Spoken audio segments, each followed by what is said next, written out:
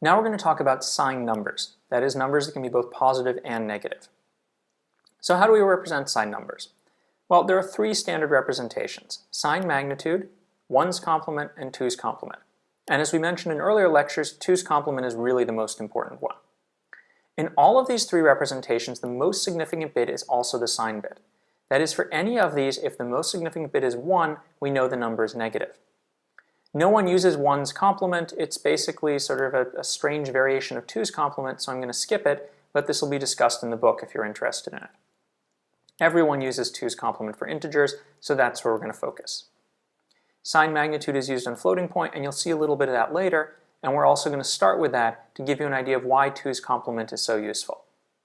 So let's get started with 2's complement. It's a very simple idea. We use the first bit to indicate if it's plus or minus. So here we go. The first bit is 0, and we have plus 0, plus 1, plus 2, and plus 3. The first bit is 1, and we have minus 0, minus 1, minus 2, and minus 3. Now this is unfortunate. We have two zeros. So in this number representation, we could have represented plus 4 or minus 4, but instead we have two ways of representing 0. That's not a very useful thing to have. But that's not the real problem with signed magnitude. The real problem is that because sign and magnitude are separate, we have to handle them separately. So for example, if I want to do a plus b, and I have a negative a and a negative b, then the result is going to be negative a plus b. But if I have a positive a and a positive b, the result is going to be positive a plus b. So my output is going to depend on what the signs of my inputs are as well as what I have to do with them. This gets even more messy for subtraction. Here's a table for what you have to do for signed magnitudes. So if a is greater than b, and I want to do various combinations of adding and subtracting a and b, I have to keep track of all the details of which signs I use and which order I do them. Same thing for a being less than b. So I have to deal with both the magnitude and the sign, and this makes it really messy. So to avoid all of that, we use 2's complement. 2's complement represents the numbers with their complement. So instead of having one bit to represent whether it's negative or positive, we use the complement.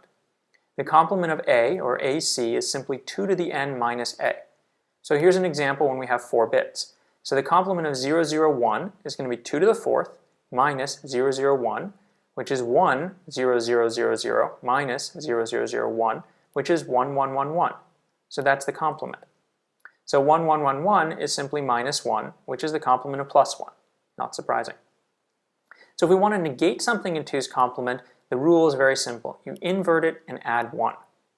So we talked about this in an earlier lecture, and the basic idea of 2's complement is the biggest digit is negative and all the other ones are positive. So if I have 1, 0, 0, 0, that's going to be minus 1 times 2 to the 3rd plus all zeros, which is going to be minus 8. For 2's complement, the numbers are going to range from minus 1 times 2 to the n minus 1 up to 2 to the n minus 1. So let's see how we do subtraction in 2's complement. I want to do a minus b. So I'm going to do a little manipulation here to take advantage of the definition we just used. So a minus b equals a plus negative b, and I can write this as a plus not b plus 1. And remember, that's because in 2's complement, minus b is not b, or b inverted, plus 1. Now I can take away the parentheses, and I can just write this as a plus not b plus 1. So to compute a minus b, I invert b, change all of its 1's to 0's and 0's to 1's. I add a and b together, and I add in a final 1.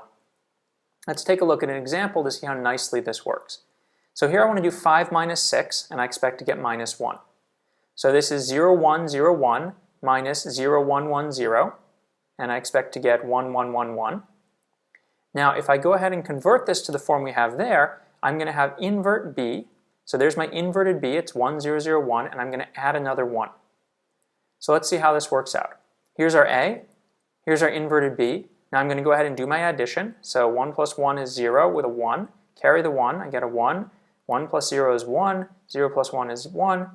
Now this is all right, but I've still got that last 1 to add in. So I take my 1, I put that 1 as the carry into the first adder, and this becomes a 1, and I get my result. So this is why 2's complement is so nice. If I want to do subtraction, all I have to do is invert one of my inputs and set the carry in to the first adder to be 1. Let's take a look at some examples of 2's complement math. So here I'm going to add 3 and 4, and I get 7. There's nothing surprising about this. It's just working the same way regular unsigned binary numbers would work. Here I'm going to add 4 and minus 7, and I expect to get minus 3. And if you just do the regular addition, that's exactly what you get.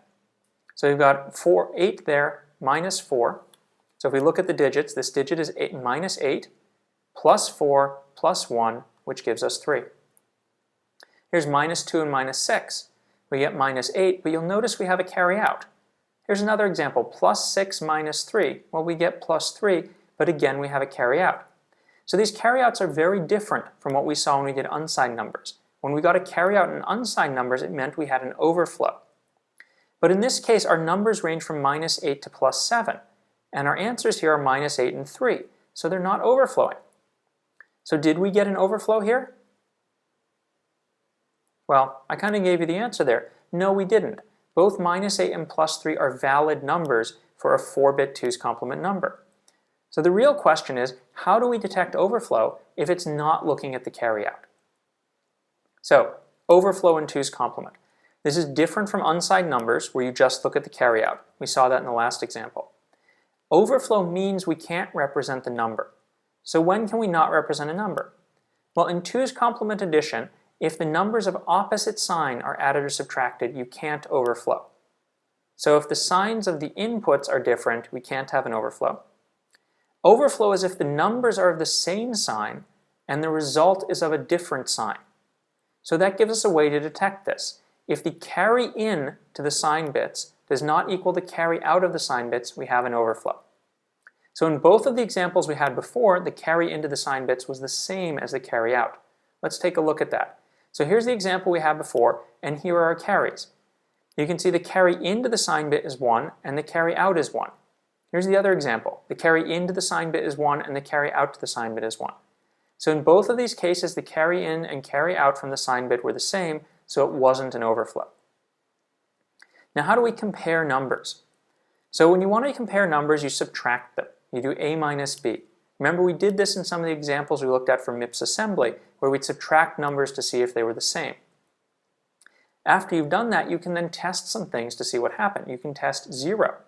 So remember, we had branch not equals and branch equals in MIPS. That tested 0 after doing subtraction.